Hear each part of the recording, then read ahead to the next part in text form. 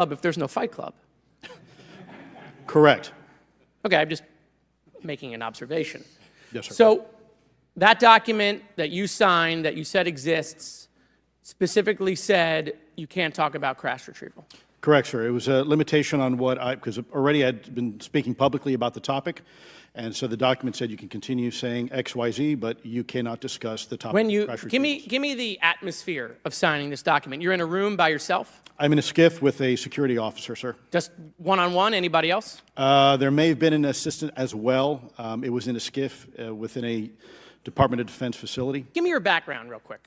My background is I went to school to study microbiology and immunology, entered into the U.S. Army, and after a very short stint in military intelligence, I became a counterintelligence special agent.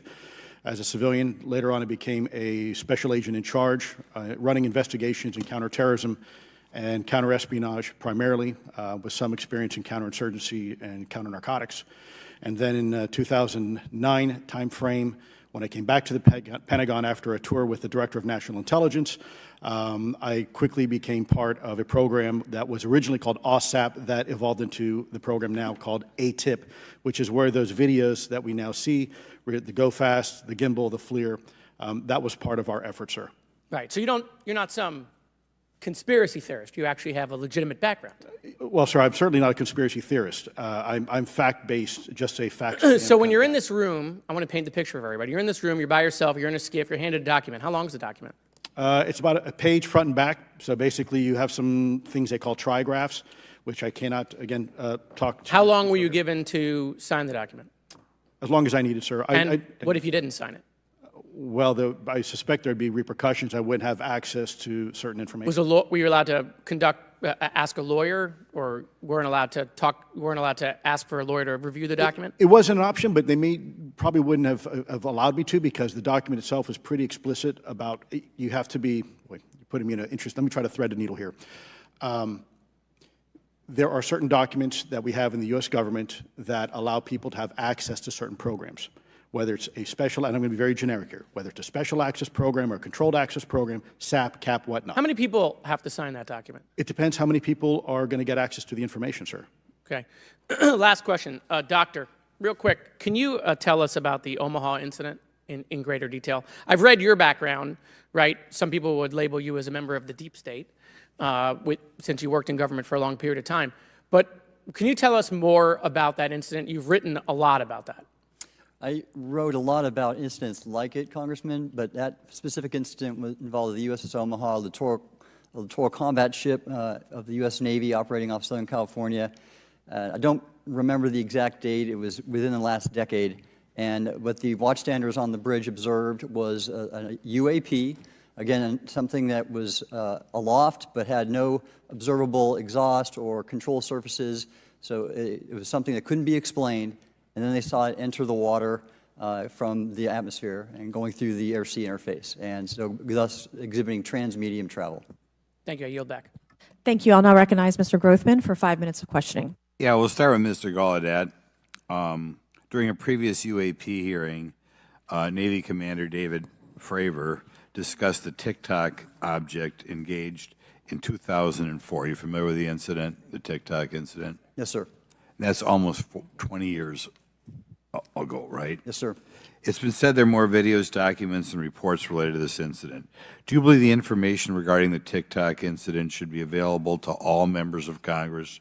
And in your expertise, what reason would the Department of Defense possibly have for not releasing information that's over 20 years old? Thank you, Congressman. I don't think there's any good reason to withhold information and important data, especially of national security concern, from Congress. What would they say? I will speculate, sir, that they don't want to share that kind of information because it reveals weaknesses in our ability to monitor and protect our airspace. Okay.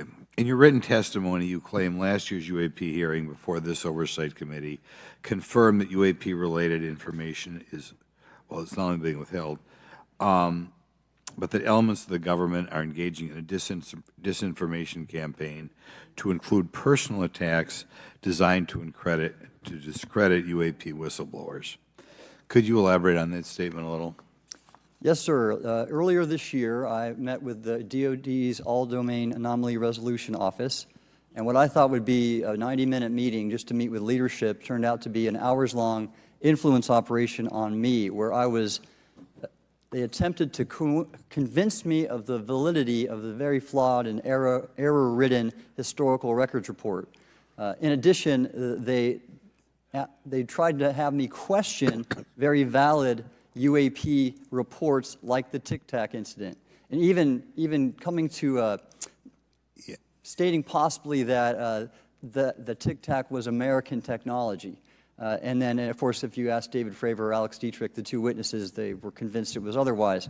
And then, and they also cast discredit on various UAP whistleblowers and witnesses to question their validity and credibility as witnesses. Okay. We'll go to Mr. Elizondo. Hope I got that right, or not at least Close not enough, that sir. right. You're familiar with the recent drone incursion over Langley Air Force Base? Yes, sir. The owners of these drones remain unclear. The U.S. military has not been able to give us in Congress an answer. Given your experience with the Department of Defense and the intelligence community, how frequently are UAP sightings over military installations? And secondly, I suppose hypothetically you could have incursions over just, say, regular airports. Is it obvious these incursions are more likely over military facilities than just a random airport out there? Yes, sir. There's definitely enough data to suggest that there is certainly some sort of relationship between sensitive U.S. military installations, also some of our nuclear equities, and also some of our Department of Energy sites.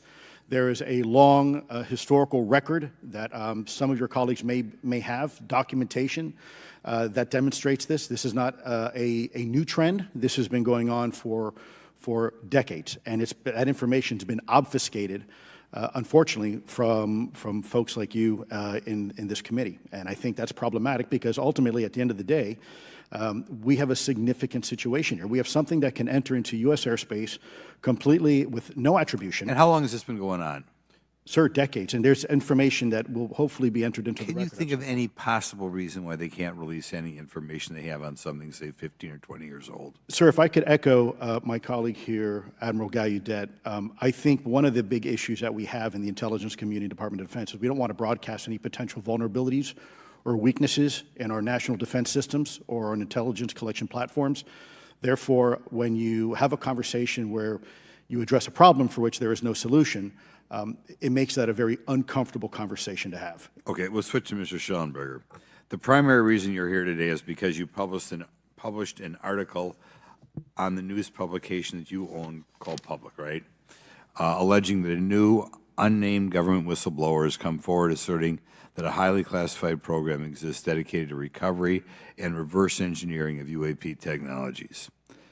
Can you give us what specific evidence you have or that your source provided you to substantiate the claims about the existence of the Immaculate Constellation program?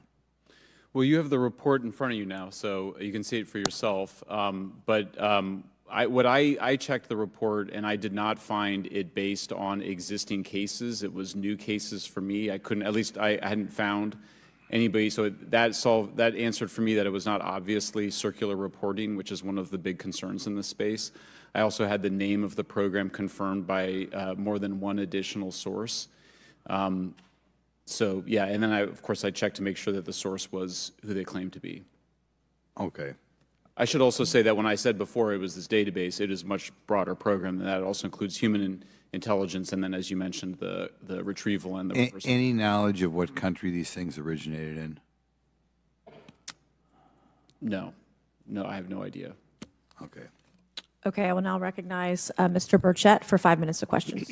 Thank you, Chair Lady. I request unanimous consent to enter into the record documents provided to us regarding legacy UAP programs and psychological operations. Lou Elizondo. So ordered.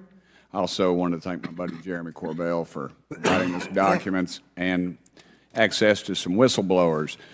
Mr. Elizondo, what is your last position with the federal government? Sir, I was the Director of National Program Special Management Staff managing a White House Special Access Program on behalf of the National Security Council. How would you characterize UAPs? An enigma, sir, and a frustration. We're talking about technologies that can outperform anything we have in our inventory. And if this was an adversarial technology, this would be an intelligence failure eclipsing that of 9/11 by an order of magnitude. Are there classified Department of Defense materials related to UAPs that you believe could be safely disclosed to the public without compromising national security? Yes, sir, I do. I would never, ever try to endorse providing some sort of information that could compromise what we call a blue force technology or capability. But I do believe there's a lot of information regarding this topic, and I've been very vocal about it, that should be shared not only with the public, but most importantly, with members of Congress. Are you familiar with my friend David Grush? Absolutely, sir. I had the privilege and honor of working with him myself several years ago at U.S. Space Force. Last year, as you know, he testified that the U.S. has run a multi-decade UAP crash retrieval and reverse engineering program. Would you agree with that? Yes, sir. Are there UAP programs operating without proper congressional oversight? 100%. What are they? Unfortunately, sir, I would have to have that conversation in a closed session. I know you said that, and a lot of people are frustrated with those kind of answers, but we're asking those kind of questions so you all know what the heck we're up against. You also mentioned in your opening statement that the Pentagon's Public Affairs Office employs a psychological operations officer as the singular point of contact for UAP-related inquiries. Why the heck would they do that? Sir, that's a great question. I would ask the Pentagon. There's a long history here of that individual providing misleading and false information to the public through various news outlets and media outlets in order to discredit this topic. I've personally been victim to it. We have the documentation to substantiate where this information has been absolutely inaccurate, that has been provided time and time again, and it turns out that that individual was also working with former leadership of Arrow at the time as well. And we punish them by giving them multi-million dollars more than they ask for every year. Admiral Gallaudet, you mentioned in your opening statement on an email you received from the operations officer of the Fleet Forces Command regarding unknown objects almost colliding with U.S. military planes. Did anyone respond with knowledge of what the objects were? I received no response, sir. Did the exercise get canceled? The exercise did not get canceled. Why do you think the commander of Fleet Forces operations officer never discussed the incident again? Sir, I'm speculating because I didn't have an exchange with him, but I believed it to be part of a special access program, the information and the video, which we have known now it was, and he realized he couldn't share that openly with the recipients of the email, and therefore the email was pulled from everybody's account. Again, tell us what happened to the email from the commander of Fleet Forces. The day after I received it, and all the other recipients received it, which were all the subordinate commanders of U.S. Fleet Forces, so 1- and 2-star admirals, including strike group commanders, the email was wiped or deleted from our accounts, Okay. and then no one talked about it. All right. Have you specifically had any experience with submersible objects? Sir, I've no personal experience, but I've had witnesses on submarines come to me and say they've seen on sonar data. Correct. Okay. Yeah, how would USOs. how would you characterize those, and how do they move?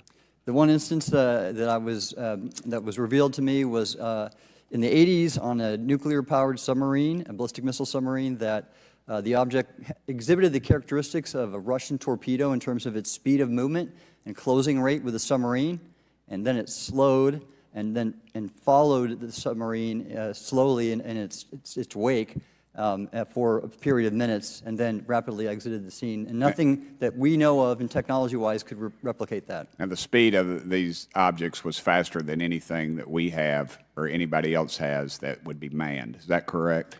It was on the order Underwater. of a torpedo. So Yes, sir. Yes, sir. But as it exited, it did. Well, I don't exactly know how fast a torpedo is, but I expect it does better than my old outboard Scott Atwater, so I'll take that as a yes. Yes, okay.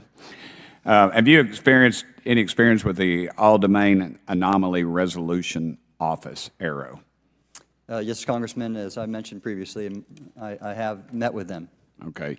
You heard Mr. Elizondo describe psychological operations for those contacting the Department of Defense about UAPs. You mentioned a similar influence operation by ARROW. Why are federal agencies invested in running information operations about UAPs if they do not exist? Yes, sir. But I'll make a statement on ARROW's behalf. They have new leadership. The office has reached out to me to meet again, and I take that as a good faith effort, and we'll see where that goes. Thank you, Chair Lady. I've run over. Thank you. Thank you, Mr. Tennessee. I would now like to recognize Mr. Higgins. You're the king of Tennessee. Mr. Higgins, you're recognized for 5 minutes of questions. Thank you, Madam Chair. Mr. Elizondo, Mr. Schellenberger notes in the report that we've been given for this hearing. I believe, Mr. Schellenberger, let me shift you, are the author of this report. I'm sorry, sir, I'm not the author of. Mr. Schellenberger, were you the author of this report? No, I There's was no not. name on it. No, Do you know the author? I do. You do. And how would you estimate that madam or gentleman, the author? The person is a current or former U.S. government employee. And it states here that this is the public version of the author's report. Yes. So where might one find the non-public version of the author's report? I don't know the answer to that. Would that be with the Department of Defense? I don't know. But you do know the author. I do. You know what the author's sources were? The author's sources are described in the report. These databases, the Immaculate Constellation. Right, but program. you expressed some confidence in the sources I would. earlier in I do. testimony. You expressed confidence. So do you know those sources? I do. Are they within the Department of Defense? I can't say. You can't say or you won't say? I won't say. Okay, why not? Because I protect my sources, and I think the reason. But you're not naming them. It's a big department, but many of us on my side of the aisle would say it's far too big. So you're talking about the Department of Defense, sources from within the Department of Defense?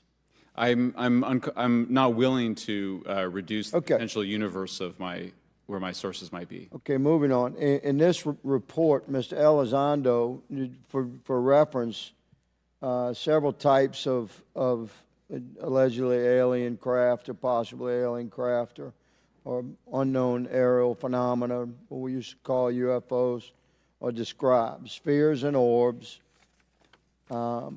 discs and saucers, oval or tic-tac, triangular shape, boomerang and arrowhead, and irregular or organic. Mr. Elizondo, does that summarize to you the types of craft that we're discussing today? Sir, that is a general morphology, historically speaking, of many Okay, UAP. so those descriptions are very different craft. Is it your assessment that they would come of different origins? It's possible, but it's also could be in sense a matter of utility. And let me just state for the record, I never read the report that or the article that Mr. Schellenberger put out. The reason That's is a good point. We're just referencing it. Yes, sir. For descriptive purposes for the American people. Mr. Schellenberger, in this report, it's striking to me that regarding the descriptions of experiences with these various craft, several of them include biological effects and several do not. Are you familiar with what I'm talking about? Yes. Okay, so spheres and orbs, triangular craft, and irregular or organic craft include some descriptions of biological effects, including feelings of unease, electronic device malfunctions, long-term psychological effects such as anxiety or insomnia have been noted, feeling of being watched, a shared awareness with the triangle craft, and under the irregular and organic craft, biological effects include physical sensations of warmth or cold and unexplained smells and psychological distress. So these are very specific descriptions of the reactions of human beings, which allegedly have been noted from a study here, a report. All of those experiences would have been described by the sources that the author used. I'm not sure I understand. your question. This is a very broad description of biological effects, and it's it's striking to me that they are present with relation to some types of craft, but Right. absent in others. This would require a great deal of research and study. Can you explain that? My understanding is that this is, the database is very large. It includes both the images, the videos, the still images, as well as the human intelligence, the reports, the raw data from individuals having these experiences. So in answer to your question, yeah, I mean, I think we're looking at a very large amount of data collected over many decades. And that data is held by the Department of Defense? Well, I will say that after I published, I was told that this program, that the USAP was actually managed by the Department of Defense, but held at the White House. Roger But that. that's a single source, and I don't have multiple sources to verify that. Thank you, sir. I did my best to trick an answer out of you, but I was partially successful. Madam Chair, I yield. Thank you. I now recognize Mr. Frost for 5 minutes of questions. Thank you, Madam Chair. In addition to serving on this committee, the Oversight Committee, I also serve on the Science, Space, and Technology Committee, where we often discuss how essential data and evidence are used in science and used at departments such as NASA. During a hearing, NASA Administrator Nelson affirmed the importance of NASA in helping us to understand UAP. Mr. Gold, if the government doesn't have the data it needs on UAP because, say, someone who saw something is concerned about stigma, public backlash, et cetera, or maybe there's just not good systems in place, how are we supposed to ultimately figure out what's going on? Yeah, thank you for the question. And let me compliment Administrator Nelson that there wouldn't have been a UAP independent study team if it wasn't for his leadership and courage. We're talking about data and where we can get data from. As I described, NASA has whole archives of data, much of which I believe will likely have information that will help inform UAP. We need only look. And again, in an era with AI and ML, we can relatively quickly and easily go through it. So I think it's something that we should encourage NASA to do. However, per Chairman Grothman's comment about UAP focusing on national security sites, I believe there's something, sir, that you may have heard of called sensor bias. That because we've got more cameras, more monitoring of national security, we don't know how extensive UAP activity may be over civilian areas. And this is to the second part of your question where we're not collecting the data. We're not collecting sufficient data from pilots. We're not collecting sufficient data from civilian and commercial activities. And this is, again, where ASRS, I think, could substantially change that, get the data out there, and allow us to do good science. Yeah. Thank you. I mean, on the data, you know, I'm a really big proponent of transparency. But obviously, there's always a little bit of balance that we have to have in government on transparency as well. I mean, last year, NASA appointed a director of UAP research in response to the recommendation by the independent study team. In the final report, there's a quote, "Despite numerous accounts and visuals, the absence of consistent, detailed, and curated observations means we do not presently have the body of data needed to make definite and scientific conclusions about UAP." Can you just talk really quickly about that balance of security and transparency? So I can say, having served at NASA, it is the most transparent organization I've ever been in. When we would have conversations of executive leadership, things would leak out almost instantly. So I can assure you, intentionally or not, NASA's very transparent. I don't know if many of you have worked with engineers or scientists. They love to talk. So I believe that NASA is a paradigm of transparency, but we must have the ability and the data to be able to be transparent with. And if we're not gathering that, if we're not looking at it, then we can't bring NASA into the game and get to that good science that you need. You know, it was about a year ago, I was touring a facility with a pretty senior government official. We went by a certain hangar and they said, yeah, that's, you know, a company leases that out. We don't really know what's going on in there. We have no way of knowing what's going on in there. And there was a few of those, in fact, while we were driving around this facility. To what extent do you think that some of the UAP out there comes from off the books or unauthorized experimental aircraft? I mean, I think probably the vast majority of UAP are drones, experimental aircraft, weather conditions, which is, again, why I say if we review the data, I think we're going to discover a lot about things we weren't even thinking about. But there is a percentage that isn't. And looking into those anomalies is how discoveries will be made. And relative to science, Congressman, if I can say, when NASA studies black holes, when NASA studies galaxies, we have instruments that are tailored to do so. With UAP, we're using cockpit gun cameras or cell phones. We could never do good science with that. And let me tell you, the NASA budget is under pressure. We need to make sure that the Artemis program is funded fully. We need to beat China to the moon and maintain our presence in low Earth orbit. So NASA would need more money to do this, but I think tailored instruments that would look at UAP in the same way that we have tailored instruments to look at astronomical data is important to gathering valuable and uniform information. If we were studying black holes by using fighter cockpit cameras, we probably wouldn't know that much about black holes. 100%. Well, I think it's important that federal leaders take the necessary steps to ensure that UAP does not pose threats to the American public as well, and that we have the necessary budgets to collect this data so we can actually see what's going on. And I'm fully supportive of funding the Artemis mission. I think it's very important. Also, a personal note, the pilot is a frat brother of mine. He is a member of the Phi Beta Sigma Fraternity Incorporated, and so I would love to see my fraternity make it to the moon. But Redwire is building the cameras for Artemis, so we will take some pictures of your frat brother and get them. There we go. Thank you so much. I yield back. Thank you. I will now recognize Ms. Luna for 5 minutes of questioning. Mr. Elizondo, to your knowledge, can you name the country and around time frame that the first back-engineered UAP program started? Ma'am, unfortunately, I would not be able to have that conversation in public. Can anyone on the panel name that? None of you?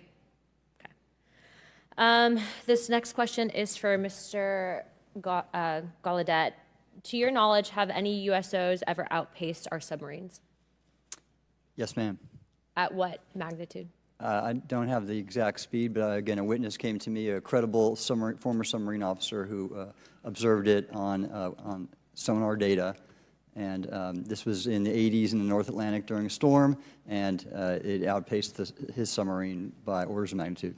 Are you aware of any hotspots that currently exist off our shores in North America? Not with sufficiently credible data, ma'am. Okay, we've heard reports of there potentially being hotspots, maybe entry and exit points. Have you heard of any of that? I have not, ma'am, but my colleague here, Mr. Elizondo, does discuss some USO activity that he's observed in certain DoD databases. Mr. Elizondo, in regards to these aircraft being piloted by whatever they might be, non-human biologics, would you agree that it's likely that they are being piloted by some mind-body connection? Ma'am, I think it is safe to presume here that they are being intelligently controlled because some cases seem to anticipate our maneuvers, and in other cases they seem to, I came across an email where the word stalked was used in a very secure email between Navy officers discussing their ships being pursued by a UAP. In our previous panel, we had Grush, and he had testified to say that some of these were interdimensional beings. Can you speak on that at all? Ma'am, I'm not qualified, certainly as a scientist or otherwise, to speculate points of origin. I looked at everything from a scientific perspective. So if you look at, for example, instantaneous acceleration, which was one of the observables of the program that I belong to, ATIP, the human body can withstand about 9 G-forces for a short period of time before you suffer negative biological consequences, blackouts and ultimately redouts and even death. Comparison, our best technology, the F-16, which is it's an older platform, but one of our most highly maneuverable aircraft, manned aircraft, made by General Dynamics, can perform about 17 or 18 G-forces before you start having structural failure, meaning that the airframe begins to disintegrate while you're flying. The vehicles we're talking about are performing in excess of 1,000, 2,000, 3,000 Gs. So would it be safe to infer that they're living craft? I'm not prepared at this point to state for the record is something alive or not, because even that definition there was a time in science we thought that life required oxygen, and we now know that's not true. There are anaerobic bacteria that thrive in oxygen environments that lack oxygen. And so also same with photosynthesis. When I was in college, I was told everything is derived from photosynthesis as a form of energy. In reality, that's not true. There are things that live off of chemosynthesis. So we're constantly having to reevaluate our understanding of what the definition of life is. Do any of you ever come across reports from people that claim to have firsthand experiences with these entities, whatever they might be, or these aircraft, and then as a result, whether or not they're religious, find that these things will automatically disappear? Anyone, and this is open to any of you on the panel. So just real quick, because I'm running out of time. Lou? Ma'am, I've always been a nuts and bolts kind of guy. When I was at ATIP, I was focusing more on the performance characteristics and less on the potential occupants. Okay, the reason I ask is because it seems like just based on our conversations that we've had people that say that there are good and bad of whatever these things are. And so my concern from a national security perspective is A, that true? B, are you guys hearing the reports of that? And C, I think moving forward in regards to technology, Mr. Gold, if you can answer this real quickly, some of these aircraft, it seems that they are operating off of energy that we don't currently have. But just yes or no, in your opinion, if we were able to obtain that, would that impact humanity for the better or negative? Would certainly save us some money on funding on Artemis. Definitely. And this is a national security issue, that if there is such technology out there, we're not the only country that might have access to it. We don't want to be on the wrong end of technological surprise. Okay, thank you guys for your time. All right, thank you. I will now recognize Mr. Garcia for 5 minutes. Thank you, and I apologize for stepping out. My governor is here upstairs, so I'm trying to get in between meetings, so apologize for that. I want to just start by just asking everyone on the panel or witnesses, and I had a chance to read all the testimony before, but just to set the agenda, just if we can go down real briefly, do you believe, just for the record, that the federal government, any part of the federal government, is knowingly concealing evidence about UAPs from the public? Yes, sir. 100%. Yes. Yes. Thank you. I also want to just go down the line. I know many of you have already said this, but I just, for the record again, just briefly, what do you believe UAPs could be or are? Strong evidence that they are non-human, higher intelligence. I echo my colleague's comment, sir. Genuinely do not know. Don't know, but we must find out. Okay, thank you. I appreciate those answers, gentlemen. I think this is obviously another remarkable hearing with just really important information, so I thank all of you for answering the questions. Admiral, I just want to go back to one thing. Now, last year, our subcommittee heard from 2 retired Navy pilots, Lieutenant Ryan Graves and Commander David Fravor, regarding UAPs. Actually, I think Ryan is here in the audience and been a great person to get to know and to have conversations with.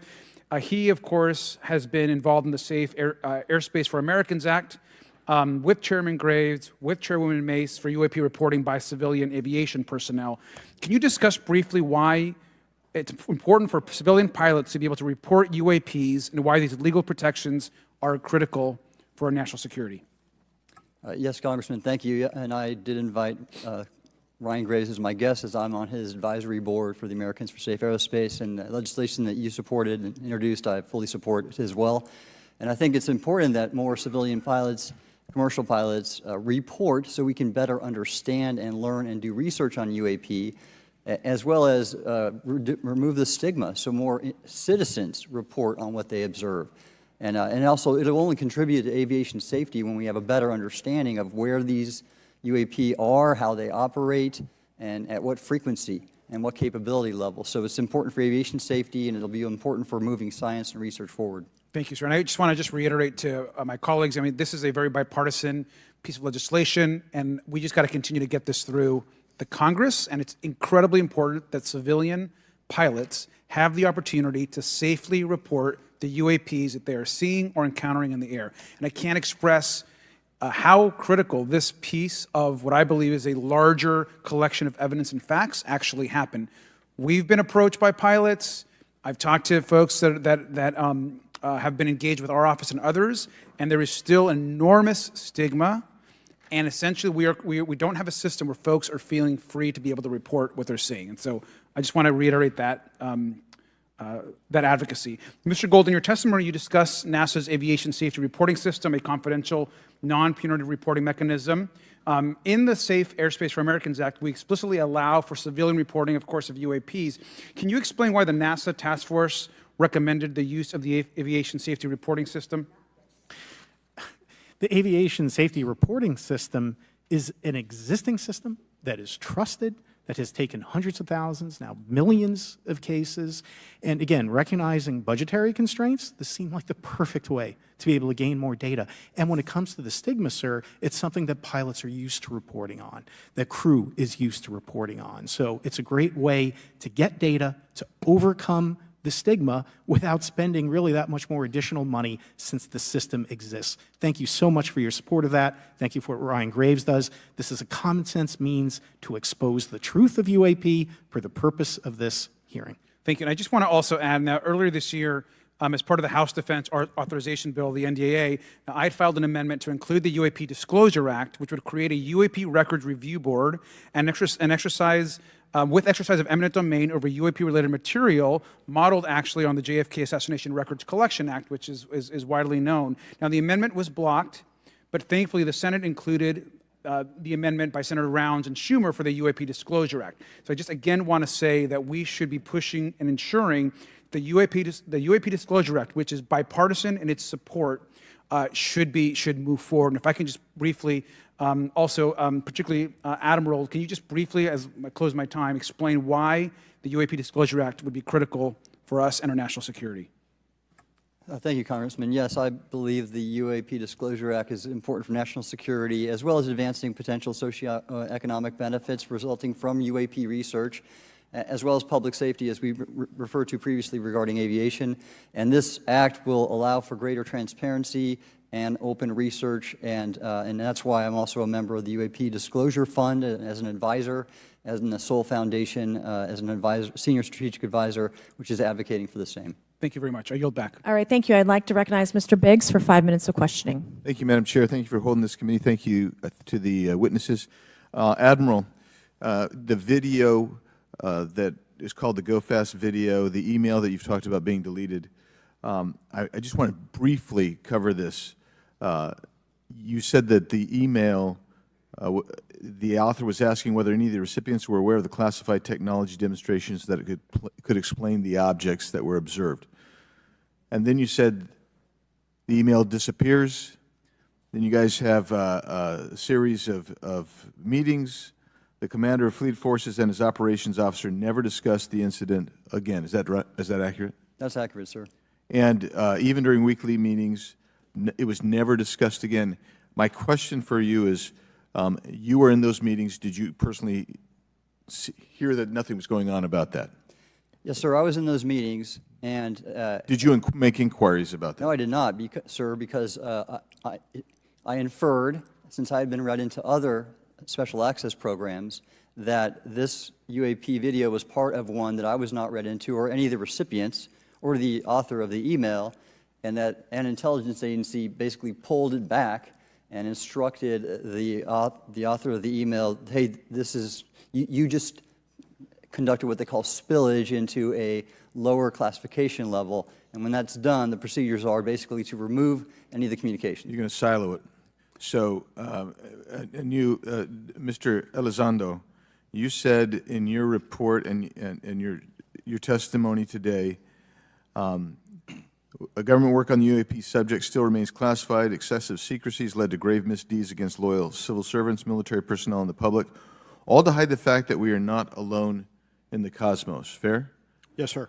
All right. And all of you, and Mr. Schellenberger, by the way, I've read several of your books, Mr. Schellenberger, excellent stuff. Thank you. What I would say, too, is you were asked about the veracity of the author of this report. You comfortable with the veracity? Yes. Okay. And then, and I'll get to you in a second, Mr. Gold. We'll talk about Kuhnian and Lakatoshian scientific advancement and how we're obviating that through these processes. But we'll get to that in a sec. Because what I want to really get to is the ultimate question really becomes this. For what purpose is the federal government overclassifying, because that's what they're doing, they're overclassifying, and forbidding the public for getting access to this. And if you know, if you have an explanation, I'm curious, because I know what I've been told. I just want to know, from your perspective, why do they overclassify? Mr. Elizondo, you look like you're finger on the button, ready to go. Yes, sir. Forgive me. I think there's several reasons. I think at the time when this reality became evident to the U.S. government, we were in the middle of the Cold War with then Soviet Union, and we did not want to tip our hands to what our knowledge base was on this topic. We did not want to broadcast that to the Cold War's long over. It is, sir. It is, sir. There's also then the philosophical argument that the Department of Defense and the intelligence community is solution-oriented. And when you don't have answers, it's a really tough spot to be in. It's easier to be quiet and suppressed than if you don't have the answer. Indeed, sir. In fact, there's a very real example when we built the U-2 spy plane and flew it over then Russia, and we're taking reconnaissance. And when we first started flying the aircraft, it flew so high and so fast we thought they weren't tracking us. In reality, they were tracking every flight. It wasn't until the Russians could develop the SA-2 surface-to-air missile and successfully shoot them down. I would suggest to you also, along with Lakatos and Kuhn, you also have a problem with Kenneth Arrow's path dependence or increasing returns. That's one reason why they won't disclose it. It's too painful to admit. But I just want to read a couple things from Mr. Schellenberger's, what he gave to us today, because I think this is interesting stuff, and I just want to convey this to you. On USG networks, there exists infrared footage of and imagery of a grouping of vessels engaged in SIGINT and massive collection at night in a specific area of the Pacific Ocean. This footage, which was in close proximity to the vessels, a large equilateral triangle UAP suddenly appears directly over the ships. These three bright points are seen at each bottom corner of the UAP, which is observed to slowly rotate on its horizontal axis. And he goes on to describe that. And I just want to read one more, and I'm doing this because I think it's interesting. This stuff is interesting as anything. So let's get this one here, right here. While performing a routine airspace surveillance and control mission in the Eastern Air Defense Sector, an F-22 fighter observed multiple UAP contacts at mission altitude. Moving to intercept, the F-22 pilot noted multiple metallic orbs slightly smaller than a sedan hovering in place. Upon vectoring towards the UAPs, a smaller formation of the metallic orbs accelerated at rapid speed towards the F-22, which was unable to establish radar locks on the presumed hostile UAPs. The F-22 broke trajectory and attempted to evade, but was intercepted and boxed in by approximately 3 to 6 UAPs. And then I'll leave that there, but because I just have no more time left.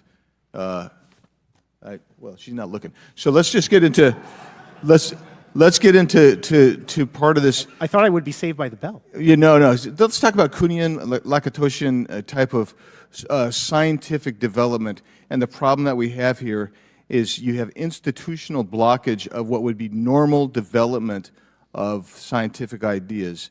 And if you want to expand that, Mr. Gold. We're over time, so be very fast, please. I'll just say I'm a recovering attorney, so please take it easy on the science. But all breakthroughs have been heretical at first, and that's the challenge that we face, particularly with something as extraordinary as this, which is why gathering the data is so important. And I'll just end by saying, by the way, the overclassification of material is in no way limited to UAP. That is occurring throughout the government, as well as the inability to get people classifications in a timely and efficient manner, and then to have those classifications be broad enough to be useful. So this is a larger issue that I hope that Congress will look at. Thank you. Thank you, Mr. Biggs.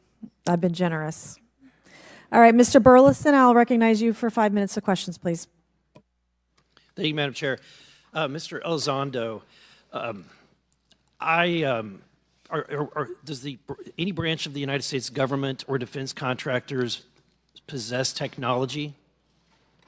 Sir, there's documentation that I believe was submitted for the record that was approved for release by the U.S. Pentagon, by the Department of Defense Office of Pre-Publication Security Review, and it states one of the reasons why my predecessor program, OSAP, was trying to collect material of unknown origin.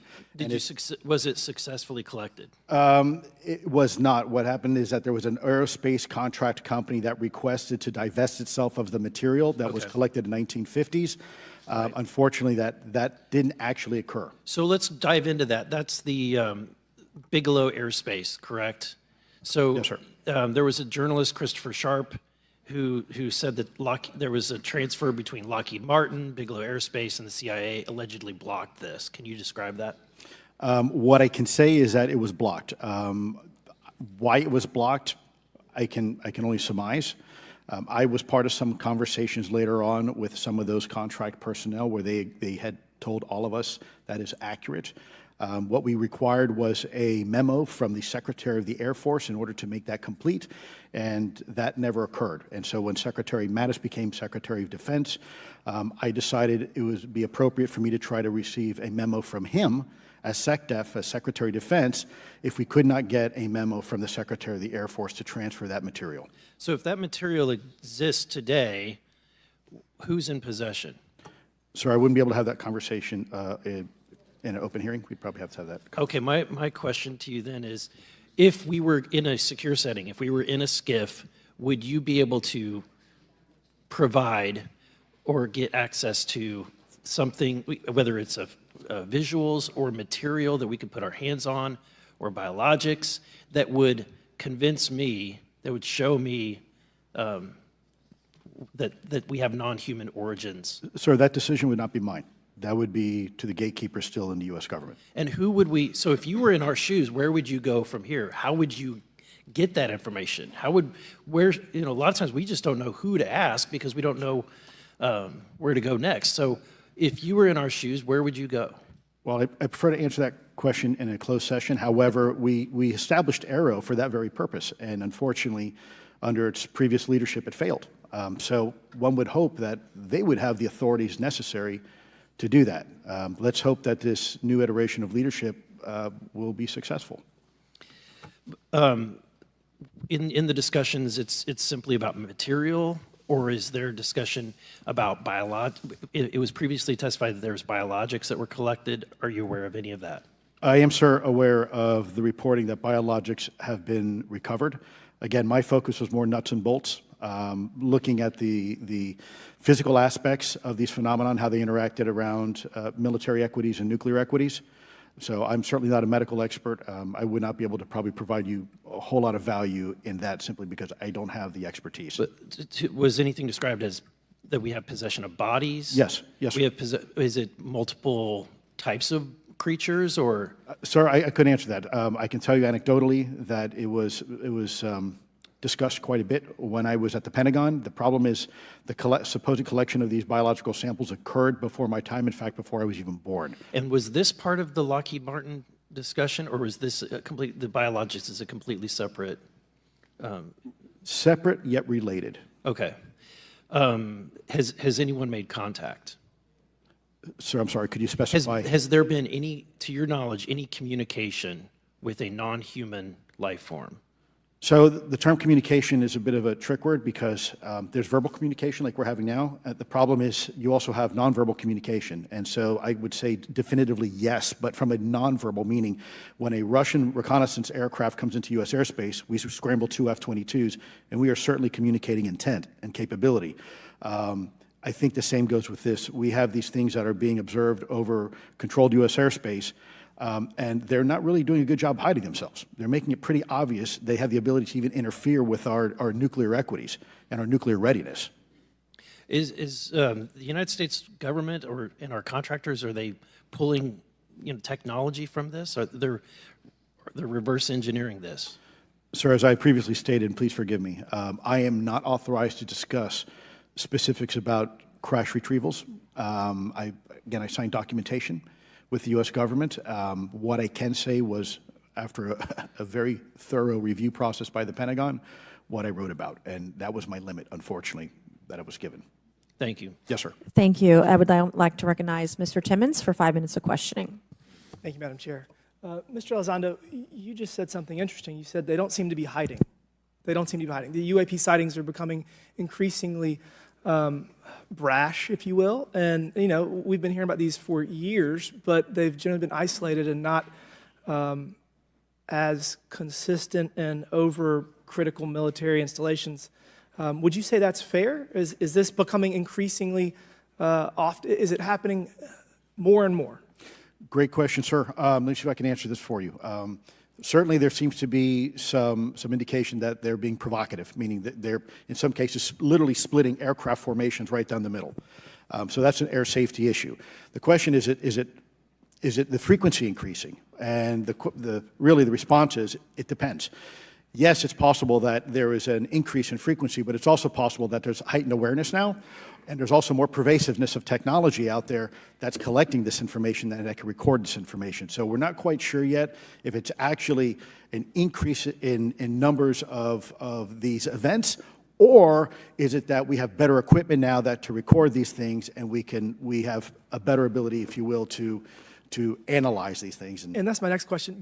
It seems that a lot of these sightings occur near military installations. Do you think that these UAPs are intentionally targeting military installations, or do you think that we have increased abilities to monitor surrounding the military installations?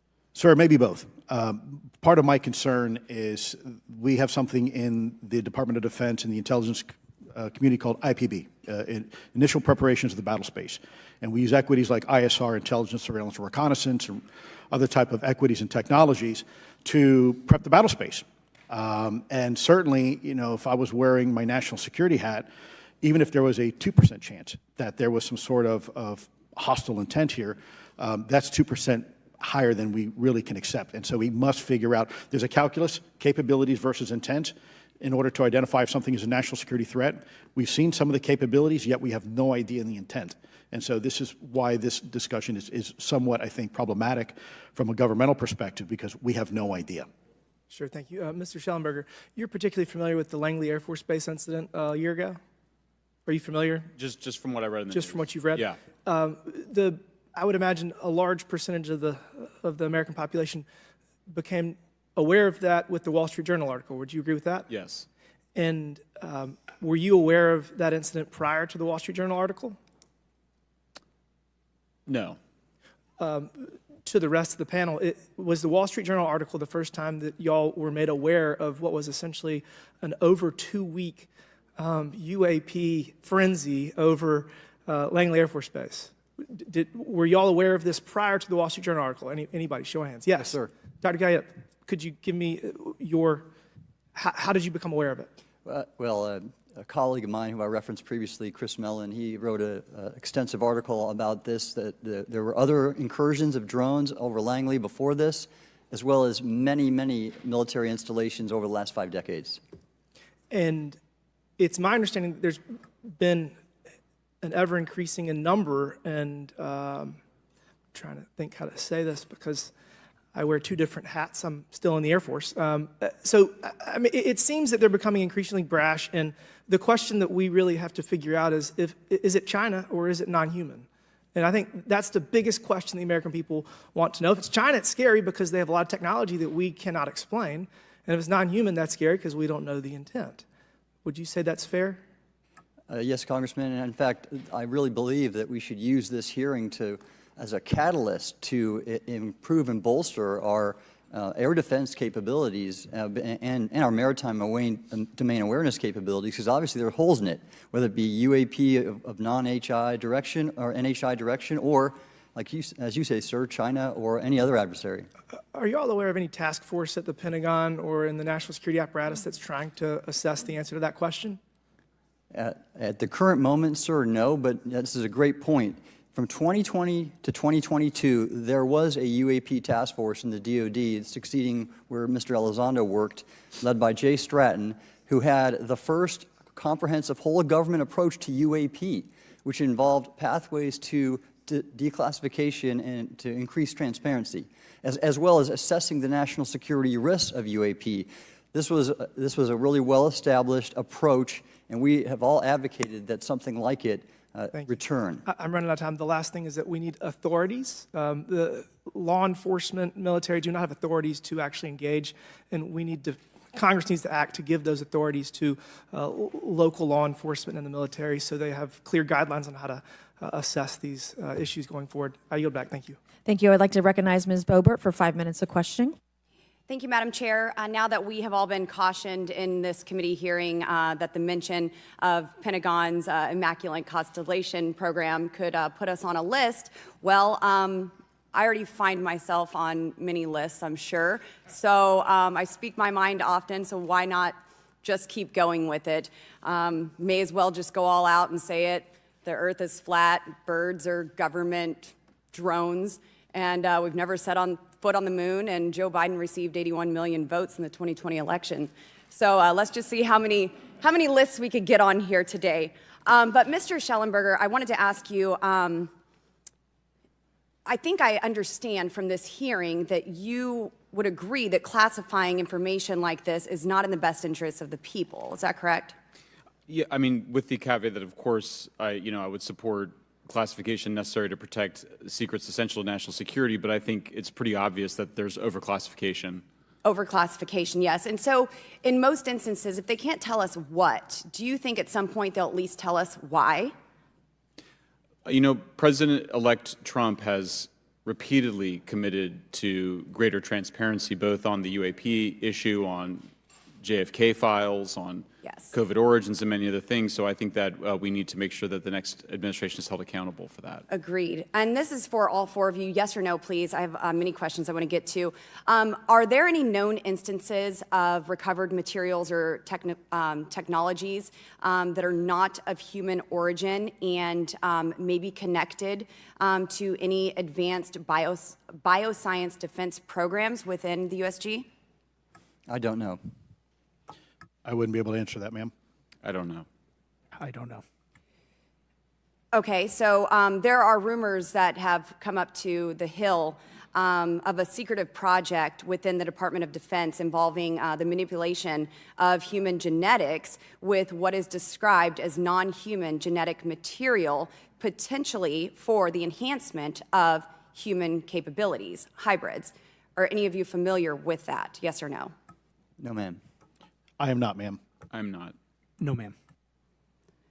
Okay, I would like to know, with Immaculate Constellation, how does this relate to UAP activities, Mr. Schellenberg, in oceanic environments? Are there any instances where the Navy or other maritime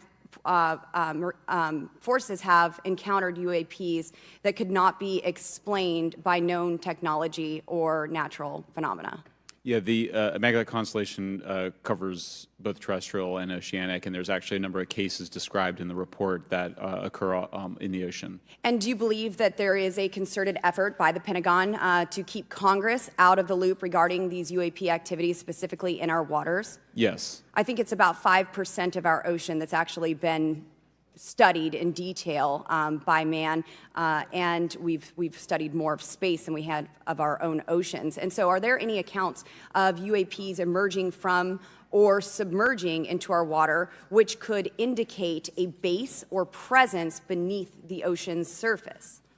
I don't know about a base, but as I mentioned, I had a different source entirely describe this pretty extraordinary footage that exists of orbs, of an orb coming out of the ocean and being met by another orb. Some would say that there's multiple hot spots where we see frequent activity. So in your investigations, have you come across any data or visual evidence like sonar readings or underwater footage of these UAPs? I have not beyond what's in the report. You've written about UAPs not only in the air but in underwater. Are there any specifics on what you've learned about the UAP activity in our oceans? Particularly, have you spoken with sources who have provided any evidence or eyewitness accounts of these UAPs interacting with our naval forces or being detected by our underwater surveillance systems? Nothing beyond what's in the report and then the specific case that I mentioned with the orbs. So this report says it all. There's no other information that we are aware of regarding the activity within our waters. I have other sources that have told me that have shared a significant amount of information, but they're not comfortable with me sharing it at this point. Okay. Are there any technological capabilities observed in these oceanic UAPs that seem to defy our current understanding of physics or our engineering capabilities? It seems like they all do. Yes, I would agree with that. My time is up, but I do appreciate your bravery, your courage for coming here and speaking today. And it seems like there's still some questions that we need answers to, and we will not relent until we get those to the American people. Thank you all. Thank you. I move to allow myself and the ranking member 5 additional minutes for questions without objection, so ordered. Mr. Elizondo, were you read into the Immaculate Constellation program? Ma'am, I would not be authorized to confirm nor deny the existence of any ongoing or past program, especially as it relates to a special access program, either by name or trigraph. Okay, and then does the U.S. government or private contractors, do they work with other foreign countries, China, for example, to exchange data, quote, from a source, that intelligence data about UAP? Let me see if I can answer that a little bit more generally, ma'am, if I may. We do have foreign material exploitation programs. That is something that is widely known, and that term itself is unclassified. How exactly that works becomes a bit sensitive. A discussion we could certainly have in a closed session if you like. We do work with international partners and allies quite often, not just in military exercises and workups, but in other intelligence efforts as well. In terms of material that's given to private contractors, is certain material given to certain contractors because of their experience? So, for example, if it's related to submerged and undersea propulsion, would it go to a general contractor like General Dynamics? Yes, ma'am, absolutely correct. Different contractors have different levels of expertise. What's Lockheed's expertise? Aerospace, ma'am. In the UAP space, that's all that they wouldn't do submerged. No, I didn't say that, ma'am. Okay.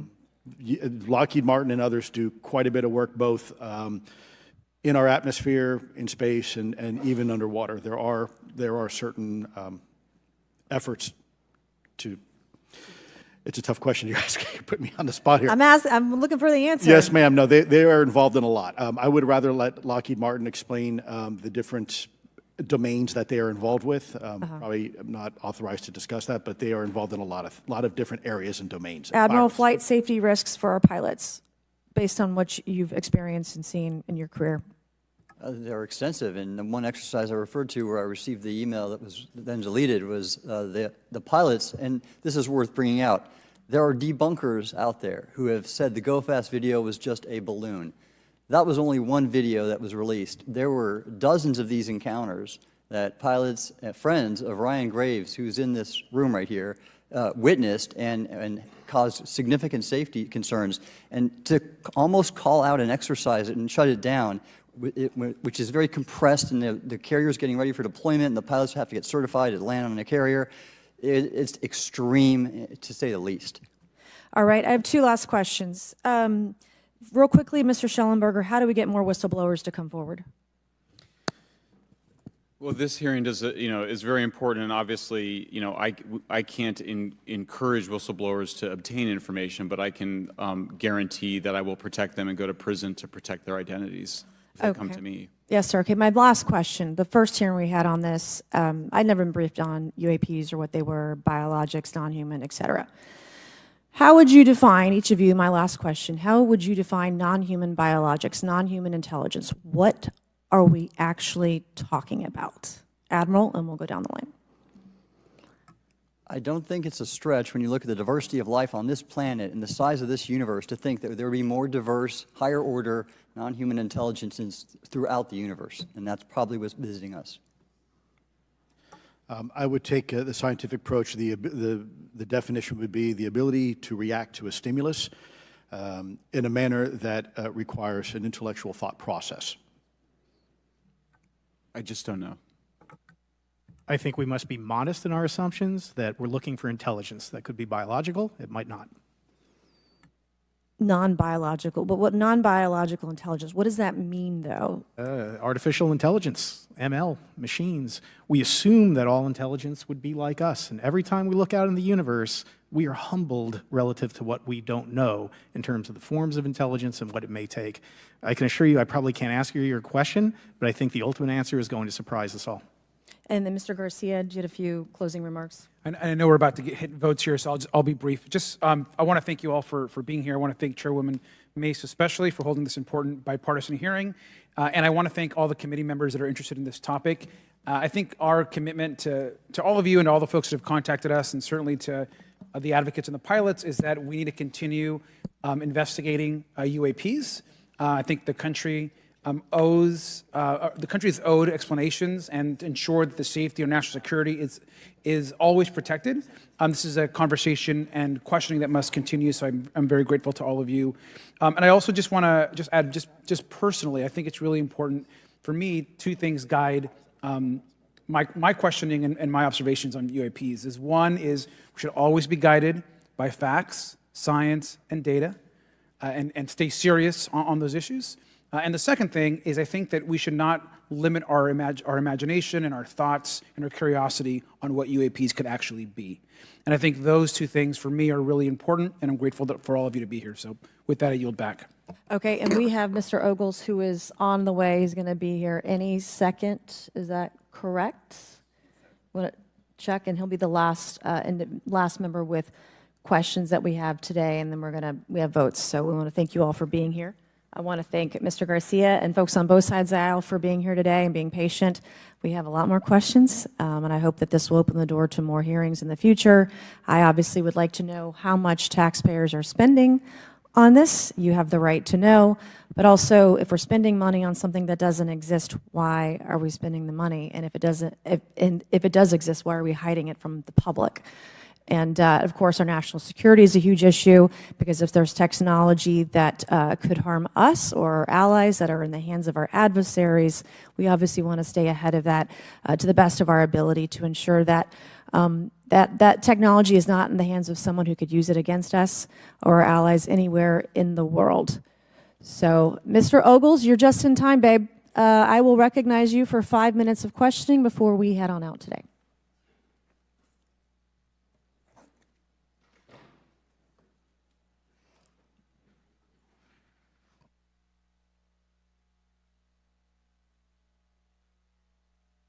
Well, thank you all for being here, and Madam Chairwoman, I'm out of breath because I sprinted to get here, but this is an important hearing.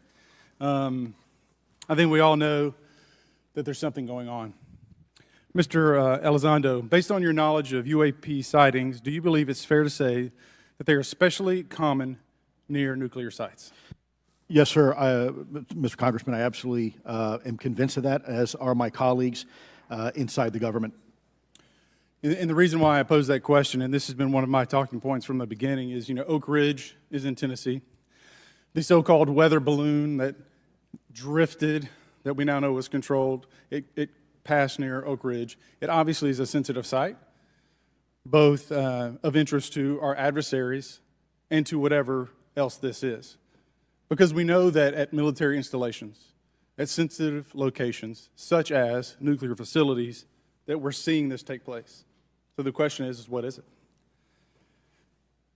Do you believe they've caused an irregular activity, and why might they be interested in those sites? Sir, in some cases, it's actually regular activity. You'd be surprised. There's actually documentation right now that's been submitted. It's not just Oak Ridge. It's Savannah River Site, SRS. It's also Los Alamos. A lot of our sensitive R&D locations appear to be under some sort of surveillance and monitoring. Why? Well, because a lot of innovation comes out of those areas, a lot of new technologies, a lot of, if you will, disruptive technologies that we use for our national defense originates out of those locations, and advanced concepts in physics as well. So if I was doing any type of reconnaissance, even on a foreign adversary, that's a great target to start with. Sure, and again, this has been one of my talking points. I do have questions. What role might the Department of Energy or its subsidiaries or affiliates have in this type of technology, or possessing this type of technology, whether it's ours or others? Mr. Gallaudet, I think your testimony has been pretty clear, but would you please reiterate that do you believe UAPs pose a threat to pilots? Excuse me. Yes, sir. Absolutely. They were threatening Navy pilots during the exercise that my people were involved with in 2015, And it's my understanding they're risking pilot safety, commercial and military today. Well, considering, and I understand that there's a need in some cases to keep certain technologies secret, but you believe that it is posing a threat to our personnel, correct? Yes, sir. So I think it's reasonable to conclude that if there's a threat to our personnel who are serving our country faithfully, that there be oversight. 100%, Congressman. And in fact, that's the one thing that we've not talked about enough during this hearing is the fact that the government executive branch not sharing with Congress what it knows about UAP infringes on your legislative and oversight responsibilities to such an extent that's very concerning. I mean, what else are we, if you look at national security or intelligence or foreign affairs or appropriations, you all have oversight and legislative responsibility regarding those. This UAP issue may be the greatest issue of our time, and it's being hid from you. Well, I mean, and to your point, I think we've seen over the decades that we have certain adversaries like China, like Russia, that technologically speaking are not as advanced as us, that they lack some of the lethality that we have, and that we've seen that they've gone after our technologies and in some cases succeeded, in particular with missile technology. And so again, my concern, whether this technology emanates from us or otherworldly, that we know that we possess it. And where's the accountability? Where are the stopgaps? What are the guarantees that if this were to fall in enemy hands, that it isn't immediately weaponized against us? And I'll say this, it is clear from my experience and what I've seen that there is something out there. The question is it ours? Is it someone else's? Or is it otherworldly? And Madam Chairman, I would posit that as the legislative body, as the regulatory body, we must know. And anyone who prevents us from gaining access to that information, I would consider that criminality. Because we have U.S. personnel who may very well be in harm's way. We have technology that ultimately may threaten our very existence. With that, Madam Chairman, I thank you for your indulgence, and I yield back. Thank you, Mr. Burleson, Ms. Luna, Mr. Moskowitz, Mr. Garcia, for their relentless drive to get answers on UAPs. They've been steadfast in demanding transparency on the sightings reported by military pilots and armed forces. Their commitment to digging for the truth is exactly what this country needs to cut through the secrecy surrounding this issue. And many high-ranking individuals in the military and intelligence communities believe UAPs demand greater attention, and thus the purpose for this hearing today. Former National Security Advisor H.R. McMaster said on Bill Maher's program that, quote, there are phenomena that have been witnessed by multiple people that are just inexplicable by the science available to us. Army Colonel Carl Nell, a member of the federal government UAP task force, said at a conference this past May that non-human intelligence exists. Non-human intelligence has been interacting with humanity. This interaction is not new, and it's been ongoing, and there are unelected people in the government that are aware of that. But UAPs remain a controversial topic. I'm not going to name names, but there are certain individuals who didn't want this hearing to happen because they feared what might be disclosed. But we stood firm. No amount of outside pressure would ever keep me from pursuing a subject to ground, come hell or high water. On that score, I want to thank our witnesses for being here.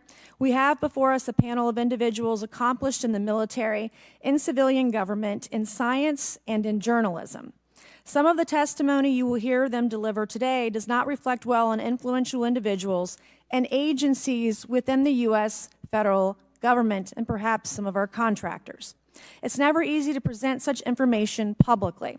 So I appreciate our witnesses voluntarily agreeing to being here today. This hearing is intended to help Congress and the American people to learn the extent of the programs and activities our government has engaged in with respect to UAPs and what knowledge it has yielded. This includes, of course, any knowledge of extraterrestrial life or technology of non-human origin. If government-funded research on UAPs has not yielded any useful knowledge, We also need to know those facts. Taxpayers deserve to know how much has it been invested, how much has been spent. They shouldn't be kept in the dark to spare the Pentagon a little bit of embarrassment. The reality is, despite their enormous taxpayer-funded budgets, the transparency of the Defense Department and the intelligence community have long been abysmal. The Pentagon has failed 6 consecutive audits. In fact, it's never actually passed one. Adding to this is a runaway overclassification of documents and materials, a reluctance to declassify materials when appropriate, and at times an outright refusal to share critical information with Congress. In short, it's not a track record that instills trust. So Congress has tried in recent years to lift the veil and find out if information about UAPs is being withheld, not only from the American public, but also from their elected representatives in Congress. Part of the transparency effort was legislation created in the Pentagon, the All-Domain Anomaly Resolution Office, or AARO, but the new office is struggling to get its footing. A recent statutorily required report from AARO, intended to illuminate the government's historic assessment of UAPs, was heavily criticized by those seeking UAP transparency. The report has stoked suspicions AARO is unable, or perhaps unwilling, to bring forward the truth about the government's activities concerning UAPs. I'm disturbed that AARO itself lacks transparency. Even its budget is kept from the public. So if there is no there, then why are we spending money on it, and by how much? Why the secrecy if it's really no big deal and there's nothing there? Why hide it from the American people? Because I'm not a mathematician, but I can tell you that doesn't add up. I expect some of our witnesses to share their views on that AARO report. We will also hear from the witnesses today allegations of UAP-related misinformation and disinformation by government officials, of which they are personally aware and directly experienced. And we will hear testimony today concerning recent revelations about a purportedly secret UAP program whose existence and findings may have been improperly withheld from Congress. But before we get to the witnesses, we're going to have a few more opening statements from our colleagues. And one thing I wanted to add at the end of my closing statement is there is a document that will be entered into the congressional record today. Mr. Tim Burchett from Tennessee has this document, and we just distributed it to every member up here on the dais of this document. But this is going to be the original document from the Pentagon about Immaculate Constellation that Michael Schellenberger delivered to Congress today. So thank you, Mr. Schellenberger, for this information. We are all reading it in real time now, and Mr. Burchett will enter it into the record. But 12 pages about this unacknowledged special access program that your government says does not exist. So with that, I would acknowledge my colleagues, Mr. Garcia. I want to say, first of all, to Mr. Connolly, who cannot be here today, the ranking member on my subcommittee on cybersecurity, I want to say that I was greatly saddened to hear about the recent news of Mr. Connolly's cancer diagnosis, and I want to convey to him and to all of our colleagues, we wish our very best to you and a full and speedy recovery. And with that, I would acknowledge Mr. Garcia for 5 minutes. Thank you. Thank you very much, Chairwoman. I want to thank the Chairwoman and the Chairman both for their continued support and really treating this discussion and these hearings in a way that's bipartisan. I think one thing that's very important for all of us that are interested in the conversation around UAPs is that this is an area that both Republicans and Democrats, where we may disagree in a lot of other spaces, this is an area where bipartisanship is really important. And in fact, I would add it's critical that we all continue to work together in a way that moves forward with the truth and important disclosure. So we're here to have a bipartisan and serious conversation, I believe, about our national security.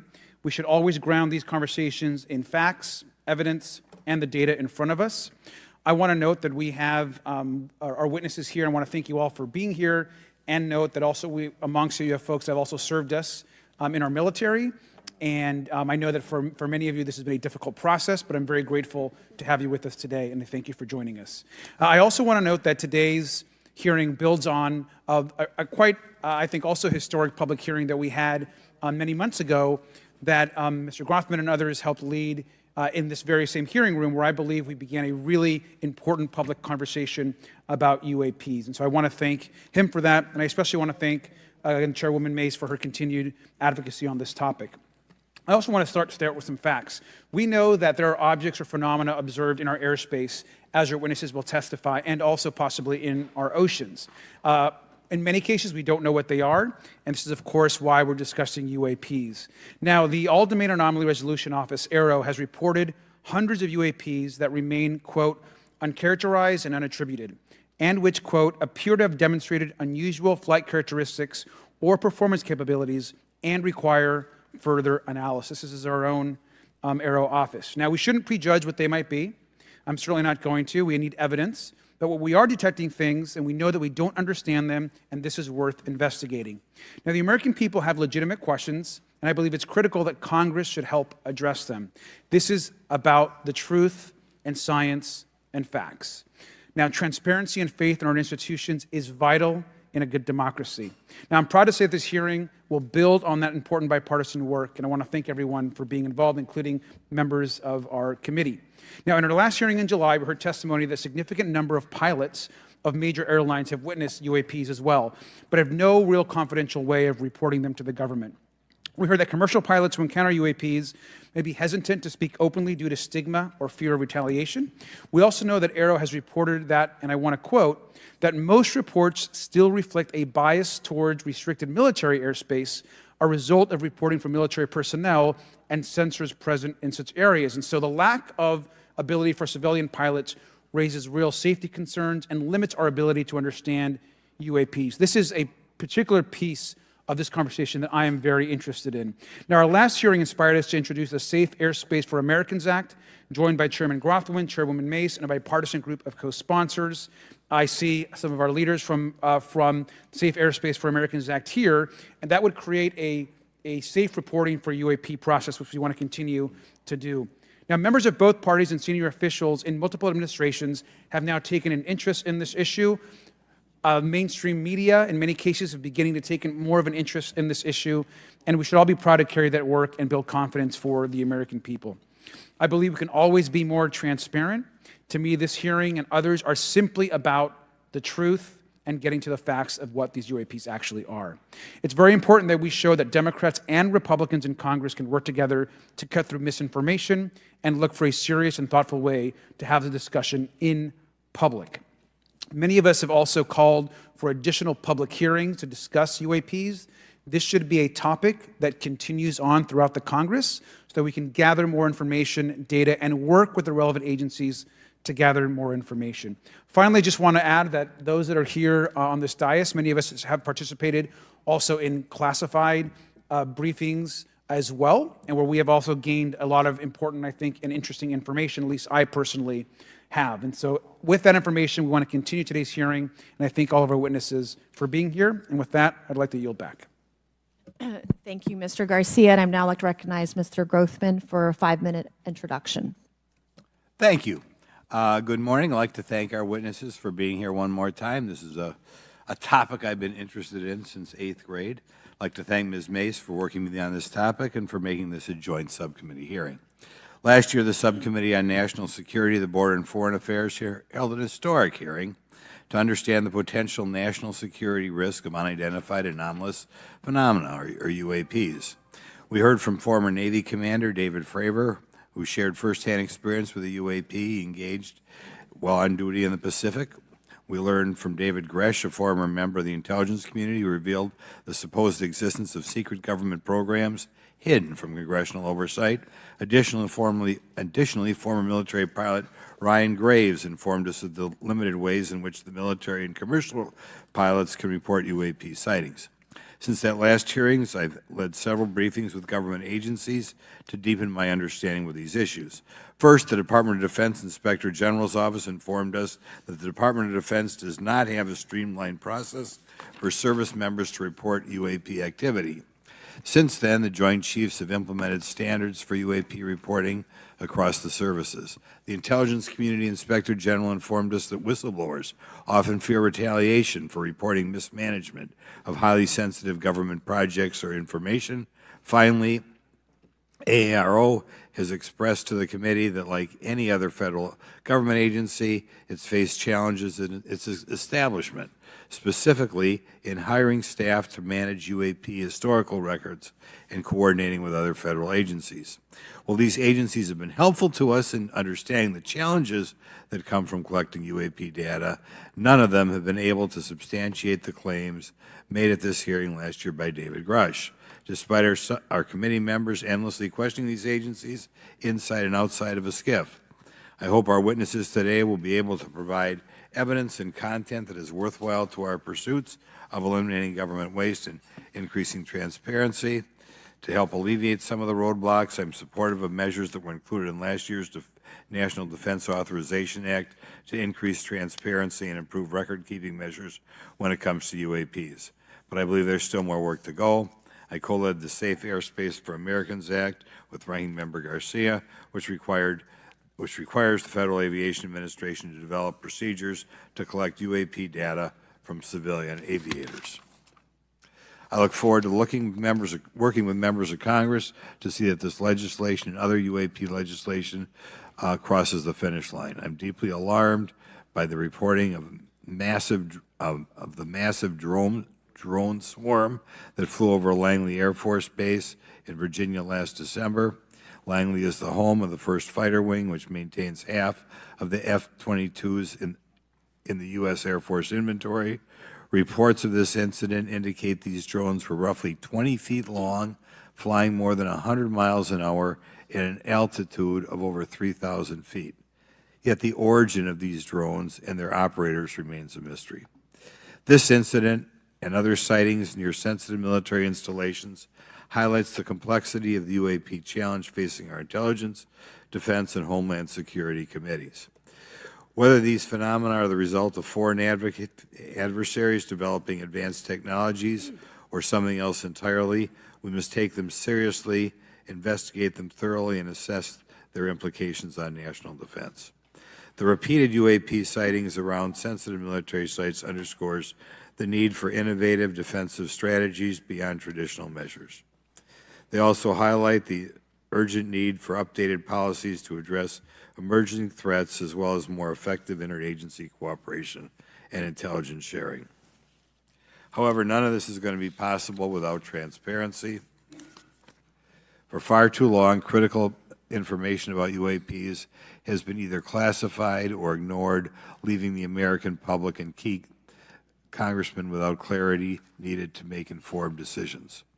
Declassifying reports and fostering a more open dialogue about UAPs will not only increase the public trust, but also encourage collaboration between government, the scientific community, and our allies. Quite frankly, there's been things that have been kept secret that is, I think, old enough that there is no reason it shouldn't be released, regardless of any so-called, private information. A transparent approach will allow us to share insights, identify patterns, and develop new strategic defenses. As we continue to investigate these phenomena, we must do so with a mindset of protecting our country, advancing scientific discovery, and upholding the trust of the American people, who right now I don't think have trust, and it's just obvious I don't have trust. We cannot shy away from the unknown, especially when the stakes are so high. I look forward to discussing these matters with the witnesses today. I'm hopeful we can learn from the testimony and come out of this hearing with actionable ideas to advance UAP transparency. Actually, the idea is just to say, in my mind, go back 15 years and everything has to be released. I'm hopeful that we can learn from their testimony and come out of this hearing. And with that, I yield back. Thank you. I will now recognize Mr. Moskowitz for a 5-minute introduction.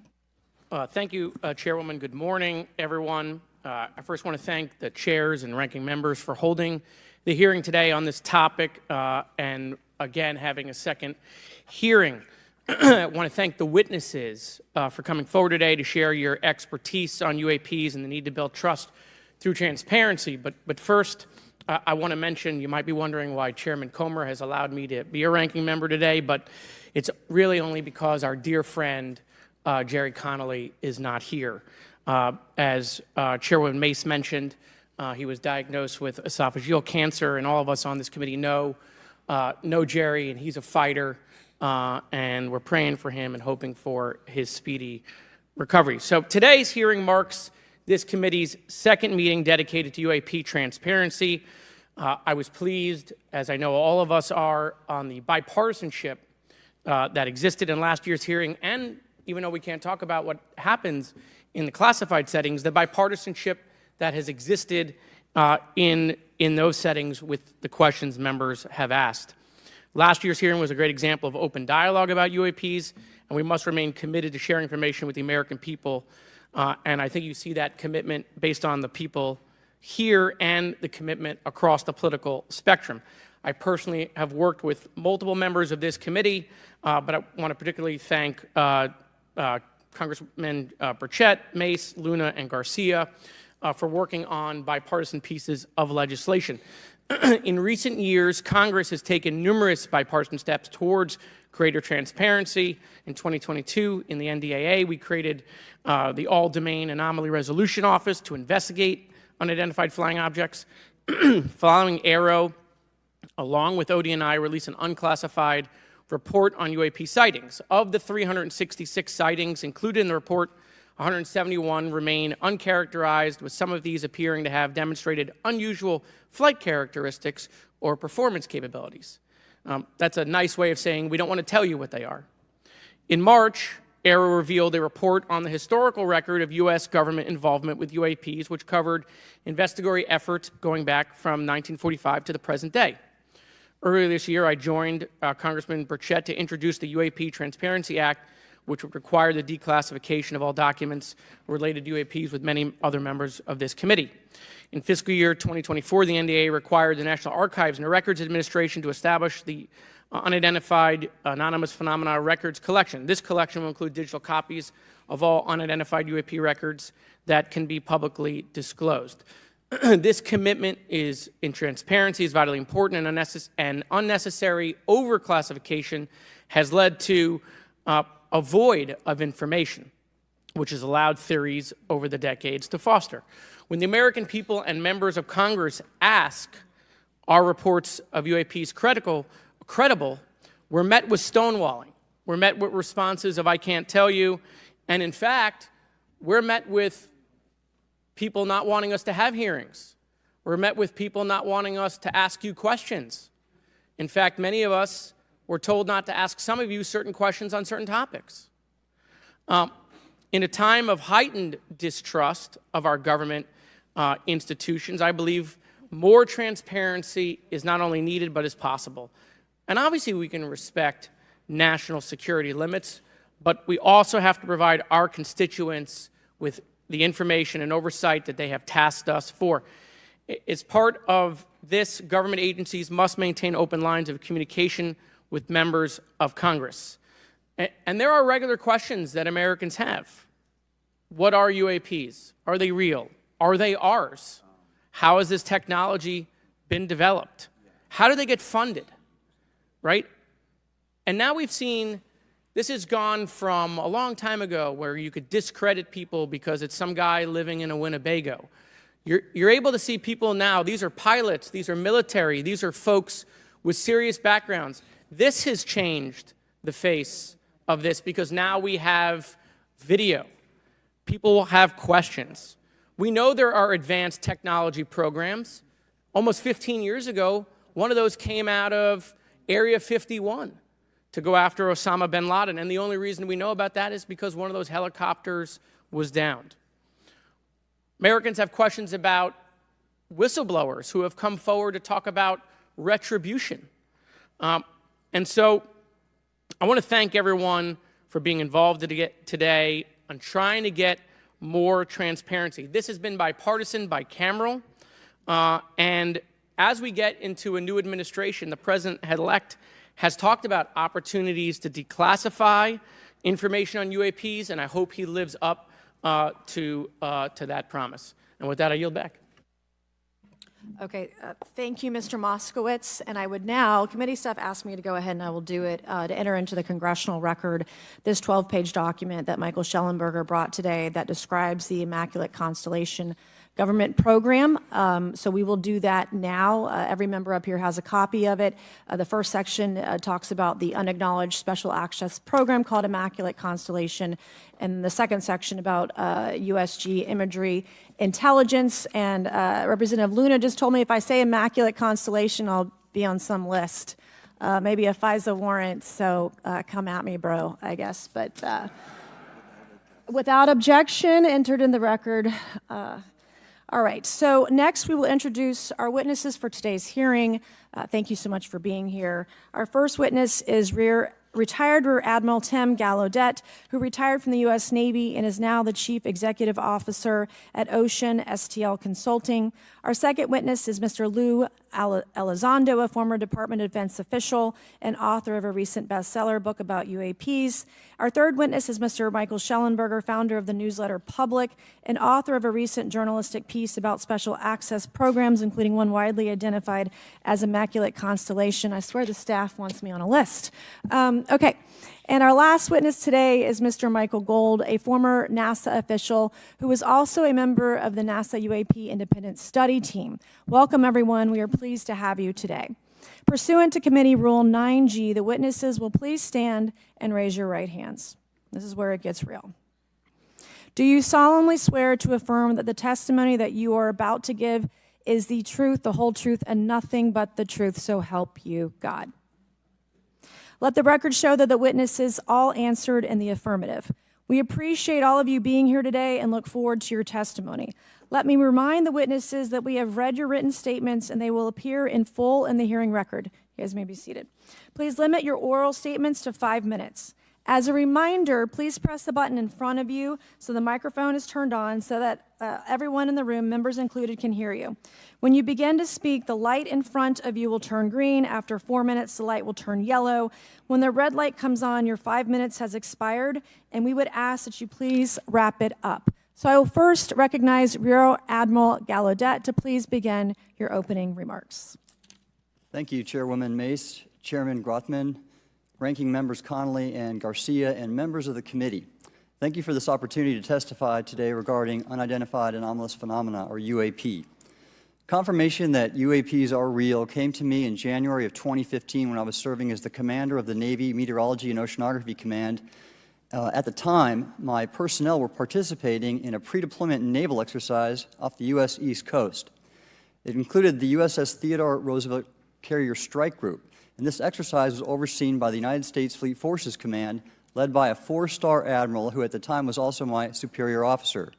During this exercise, I received an email on the Navy's secure network from the operations officer of U.S. Fleet Forces Command. The email was addressed to all the subordinate commanders, and the subject line read in all capital letters, "Urgent Safety of Flight Issue."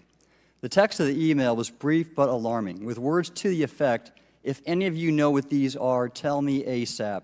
We are having multiple near mid-air collisions, and if we do not resolve this soon, we are going to have to shut down the exercise." Attached to the email is what is now known as the Go Fast video, captured on the forward-looking infrared sensor of one of the Navy F-A-18 aircraft participating in the exercise. The now declassified video showed an unidentified object exhibiting flight and structural characteristics unlike anything in our arsenal. The implication of the email was clear. The author was asking whether any of the recipients were aware of classified technology demonstrations that could explain these objects. Because the DoD policy is to rigorously deconflict such demonstrations with live exercises, I was confident this was not the case. The very next day, that email disappeared from my account and those of the other recipients without explanation. Moreover, the commander of Fleet Forces Command and the operations officer never discussed the subject. Even during weekly meetings specifically designed to address issues affecting exercises like the one in which the Theodore Roosevelt Strike Group was participating. This lack of follow-up was very concerning to me. As the Navy's chief meteorologist at the time, I was responsible for reducing safety of flight risks. Yet it appeared to me that no one at the flag officer level was addressing the safety risk posed by UAPs. Instead, pilots were left to mitigate these threats on their own without guidance or support. I concluded that the UAP information must have been classified within a special access program managed by an intelligence agency. That is a compartmented program that even senior officials, including myself, were not read into. Last year's UAP hearing before this Oversight Committee confirmed that UAP-related information is being withheld from senior officials and members of Congress. And just this week, I learned from former DoD official Chris Mellon that satellite imagery of UAP from a few years ago still has not been shared with Congress. Equally concerning, last year's UAP hearing also revealed that elements of the government are engaged in a disinformation campaign to include personal attacks designed to discredit UAP whistleblowers. Having never signed a non-disclosure agreement regarding UAPs, and now as a private citizen, I've become an advocate for greater UAP transparency from the government. The continued overclassification surrounding UAPs has not only hindered our ability to effectively address these phenomena, but has also eroded trust in our institutions. While I applaud previous bipartisan legislation passed by Congress concerning UAPs, a more comprehensive approach is needed to address the broader implication of UAP on public safety and national security, as well as the socioeconomic opportunities that open UAP research could unlock. Therefore, I recommend Congress take the following action, which I believe will receive bipartisan support. First, establish robust oversight of the executive branch's management of UAP information by directing key officials, beginning with the director of the DoD's All-Domain Anomaly Resolution Office, to provide comprehensive briefings on what the government knows about UAP and does not know. Two, enact the provisions of the UAP Disclosure Act that establish a UAP Records Review Board to ensure independent oversight, transparency, and accountability in the government's handling of UAP information. And three, strengthen the UAP Disclosure Act and future reauthorizations with provisions that mandate a whole-of-government approach to addressing UAP. In closing, I will share my personal reasons for speaking out on this topic. First, as a former science agency leader, having led the National Oceanic and Atmospheric Administration, I've always sought the truth in human knowledge and thought. Now that we know UAP are interacting with humanity, and these include unidentified submerged objects in the ocean, we should not turn a blind eye, but instead boldly face this new reality and learn from it. Additionally, at a time when leaders in government leave much to be desired, I feel obligated to show moral leadership on this issue of UAP disclosure by validating the credibility of the courageous men and women who have come out as witnesses and whistleblowers to expose the truth. My speaking out has encouraged others to do the same, and it's my hope over time that a number of your constituents will want to know the truth and about UAP, and this number will increase to such an extent that the congressional action I have just recommended will become inevitable. Thank you, and I look forward to your questions. Thank you. I will now recognize Mr. Elizondo for his opening statement. Greetings, Chairwoman Mace, Chairman Grothman, Ranking Members Connolly and Garcia, and members of the committee. It is my honor and privilege to testify before you on the issue of unidentified anomalous phenomenon, formerly known as UFOs. On behalf of our brave men and women in uniform and across the intelligence community, as well as my fellow Americans who have awaited this day, thank you for your leadership on this important matter. Let me be clear, UAP are real. Advanced technologies not made by our government or any other government are monitoring sensitive military installations around the globe. Furthermore, the U.S. is in possession of UAP technologies, as are some of our adversaries. I believe we are in the midst of a multi-decade secretive arms race, one funded by misallocated taxpayer dollars and hidden from our elected representatives and oversight bodies. For many years, I was entrusted with protecting some of our nation's most sensitive programs. In my last position, I managed a special access program on behalf of the White House and the National Security Council. As such, I appreciate the need to protect certain sensitive intelligence and military information. I consider my oath to protect secrets as sacred, and I will always put the safety of the American people first. With that said, I also understand the consequences of excessive secrecy and stovepiping. Nowhere was this more apparent than in the aftermath of 9/11, which many of us remember all too well. I believe that America's greatness depends on three elements: A, a watchful Congress, B, a responsive executive branch, and C, an informed public. Over the last decade and a half, I learned that certain UAP programs were and are operating without any of these elements. Although much of my government work on the UAP subject still remains classified, excessive secrecy has led to grave misdeeds against loyal civil servants, military personnel, and the public, all to hide the fact that we are not alone in the cosmos. A small cadre within our own government involved in the UAP topic has created a culture of suppression and intimidation that I've personally been victim to, along with many of my former colleagues. This includes unwarranted criminal investigations, harassment, and efforts to destroy one's credibility. Most Americans would be shocked to learn that the Pentagon's very own Public Affairs Office openly employs a professional psychological operations officer as the singular point of contact for any UAP-related inquiries from citizens and the media. This is unacceptable.